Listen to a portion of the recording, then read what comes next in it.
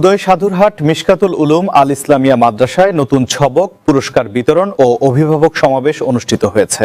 বিস্তারিত থাকছে প্রতিবেদনে।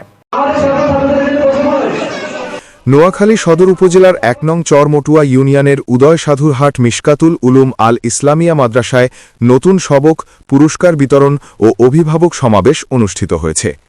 বুধবার সকালে মাদ্রাসার হলরুমে এই অনুষ্ঠান অনুষ্ঠিত হয়।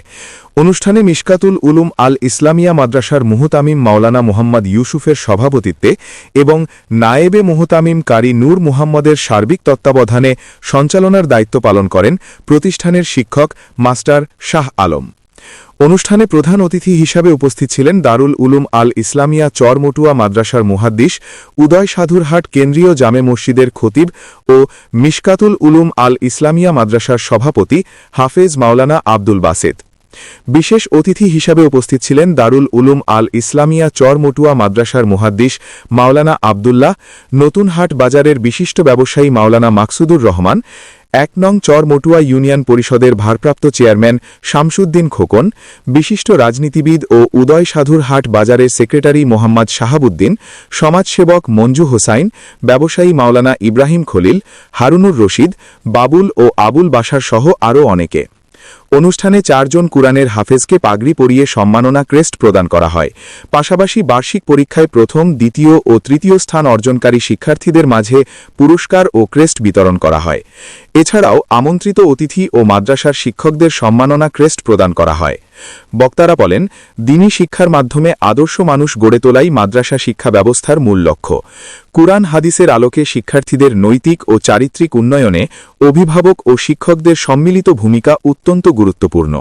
তারা মাদ্রাসার সার্বিক অগ্রগতি কামনা করেন এবং ভবিষ্যতেও এমন শিক্ষামূলক কার্যক্রম অব্যাহত রাখার আহ্বান জানান। দর্শক, নিউজ প্লাস টেলিভিশনের আজকের আয়োজনে আপনাকে জানাচ্ছি আন্তরিক শুভেচ্ছা অভিনন্দন। দর্শক, আমরা এখন কথা বলবো মিশকাতুল উলুম আল ইসলামিয়া মাদ্রাসার শিক্ষার্থীর একজন অভিভাবকের সাথে। জি, আসসালামু আলাইকুম। আসসালামু আলাইকুম। আসসালাম, ভালো আছেন? জি, ভালো। মিশকাতুল উলুম আল ইসলামিয়া মাদ্রাসা আপনাকে আপনার এই জায়গায় আমার বাচ্চা আজকে ৪ বছর পরে আমি প্রথম থেকে আমার বাচ্চাকে এই জায়গায় দিছি। এই মাদ্রাসাটা অনেক ভালো, এই মাদ্রাসার শিক্ষকরা অনেক ভালো, তারা সব সময় বাচ্চার কেয়ার করে। এখানে আপনার কয়জন বাচ্চা পড়ে? আমার একটা মেয়ে পড়ে এই জায়গায়। কোন জামাতে পড়ে? দ্বিতীয় জামাতে পড়ে। দর্শক, আমরা এখন কথা বলবো মিশকাতুল উলুম আল ইসলামিয়া মাদ্রাসার শিক্ষার্থীর একজন অভিভাবকের সাথে। জি, আসসালামু আলাইকুম। আসসালামু আলাইকুম। মিশকাতুল উলুম আল ইসলামিয়া মাদ্রাসায় আপনার কে পড়ে? আমার ছেলে পড়তেছে। কোন জামাতে পড়তেছে? হেফজ বিভাগে পড়তেছে। তার পড়ালেখার উন্নতি, মাদ্রাসা পরিবেশ, শিক্ষকদের বাচ্চাদের প্রতি কেয়ারিং সবকিছু মিলে কেমন লাগছে? অনেক ভালো। কোন মা প্রশ্ন করতে পারেন যে হুজুর, আমি সন্তানের পেটে রেখে টিভির সামনে, ডিসপ্লের সামনে বসলাম, ফেসবুক চালাইয়া, ইউটিউবে চালিয়ে নোংরামি দেখলাম, এর একটা অ্যাকশন যদি সন্তানের পেটে পড়বে।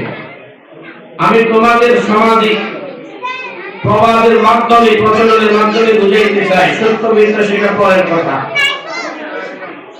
নারীরা গর্ভবতী হইলে, বিশেষ করে নারীরা মাইনাস খায় না, শাশুড়িও খেতে দেয় না, দাদি শাশুড়িও পালন করে, নারী শাশুড়িও সচেতন করে, খবরদার নাতি গো, পেটে আমার নাতি আছে, মাইনাস খায়, এটা সন্তান দুনিয়াতে আসলে বেশি পোড়া মনে দিব। এটা নারীদের মধ্যে প্রবাদ আছে।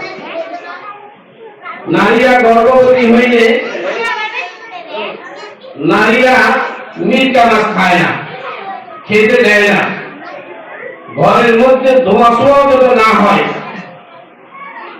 ঘরের মুরব্বীদেরকে সতর্ক করা হয়। এটা ডাক্তারের মধ্যে ঠিক না ব্যাটিক সেটা পরের কথা, যে তোমাদের মধ্যে একটা প্রচলন আছে। আমি বলবো আমার সন্তানের মা, মিল্কা মাছ খাইলে যদি তুমি মনে করো যে তোমার সন্তানের মিল্কিবাই হইব, একটা অ্যাকশন হবে, এটা যদি বিশ্বাস করো, তাহলে তোমার সন্তানকে ব্যাটারিটা ডিসপ্লের সামনে বসবা, অবৈধ প্রেম দেখবা, নর্তকীদের নাচ আর ড্যান্স দেখবা, গায়িকাদের গান শুনবা, ইউটিউবে চার্জ দিয়া নোংরামি দেখবা, তোমার এই সন্তানের প্রতি অ্যাকশন হবে। এই সন্তান দুনিয়াতে আসার পর নোংরামি ছাড়া কিছুই পছন্দ করবে না, টিভি বিসিআর ছাড়া কিছুই ভালোবাসবে না, অবৈধ প্রেম ছাড়া কিছুই কেউ করবে না।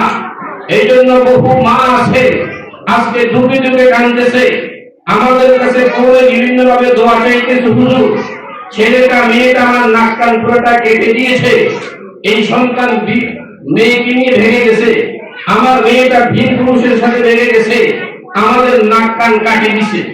আমি বলবো মা, এটাই একমাত্র তোমার কারণেই হয়েছে, তুমি সন্তানের হক আদায় করো নাই। এই জন্য সন্তানের হক আদায় করা লাগবে।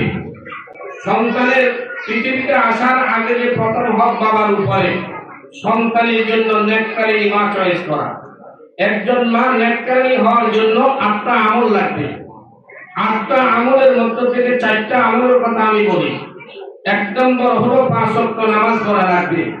2 নম্বরে রমজান মাসে রোজা আদায় করা লাগবে। 3 নম্বরে নিজস্ব চিত্তের হিফাজত করা লাগবে। 4 নম্বরে স্বামীর আনুগত্য করা লাগবে। এই জন্য মদিনার নবী বলেছেন, এই 4টা আমল যারা করবে 8টা জান্নাতের গেট তার জন্য খোলা হয়ে যাবে।